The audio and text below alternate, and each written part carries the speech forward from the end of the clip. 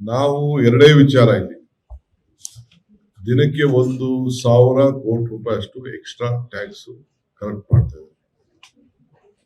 ಇದು ಯಾರಿಗೆ ತಲುಪಬೇಕು? ನಾವು ಹೋರಾಟ ಮಾಡಿದ್ವು, 100 ನಾಟ್ ಔಟ್ ಅಂತ ಹೋರಾಟ ಮಾಡಿದ್ವಿ. ಈಗ ಎಕ್ಸ್ಟ್ರಾ ಮಾಡ್ತಾ ಇದ್ದಾರೆ. ಅದು ಎಲ್ಲಿಗೆ ತಲುಪ್ತಾ ಇದೆ?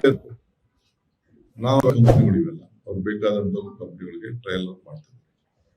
ಈಗ ಎಲೆಕ್ಷನ್ ಹತ್ರ ಬಂತು ಅಂದ ತಕ್ಷಣ, ಮುಗಿದ ತಕ್ಷಣ ಇದು ಮಾಮೂಲಿ ಹಿಂದೆ ಎಲ್ಲ ಕೂಡ ರೈಸ್ ಮಾಡಿದ್ದಾರೆ.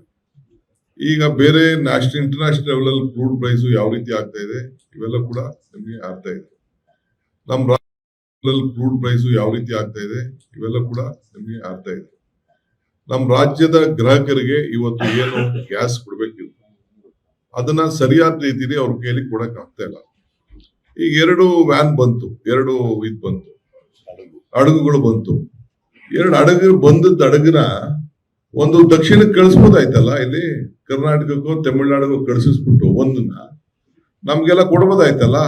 ಈ ಎಲೆಕ್ಷನ್ಗಳಿದೆ ಕೇರಳಗೆ, ತಮಿಳುನಾಡಿಗೆ ಅಂತ. ಗುಜರಾತ್ ಅಲ್ಲಿ ಯಾಕೆ ಇಳೀತದು?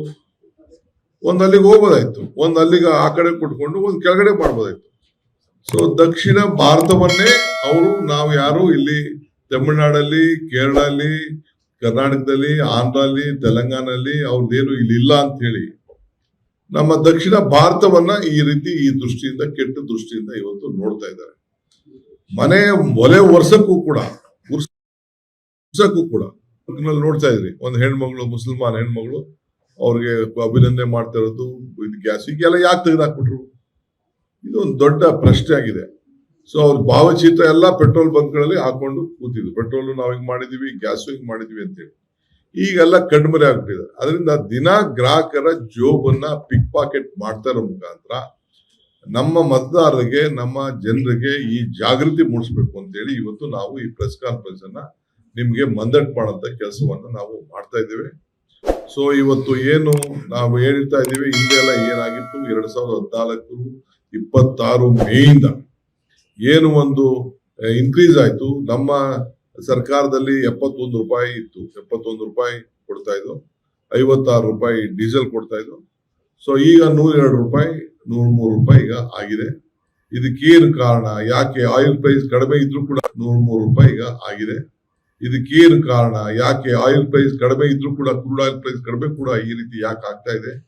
ಸೊ ಅದಕ್ಕೆ ಮುಂಚೆಯಾಗಿ ನಮ್ಮ ಜನತೆ ತಿಳಿಸಬೇಕು ಅಂತೇಳಿ ನಾವು ಈ ಮಾಧ್ಯಮ ಗೋಷ್ಠಿಯನ್ನ ಇವತ್ತು ನಾವು ಕರೆದಿದ್ದೇವೆ. ಸೊ ಇವತ್ತೆಲ್ಲ ತಾವೆಲ್ಲ ಕೂಡ ಗೋಷ್ಠಿಯನ್ನ ಇವತ್ತು ನಾವು ಕರೆದಿದ್ದೇವೆ. ಸೊ ಇವತ್ತೆಲ್ಲ ತಾವೆಲ್ಲ ಕೂಡ ಬಂದಿದ್ದೀರಿ. So chief minister saab, anything you want please?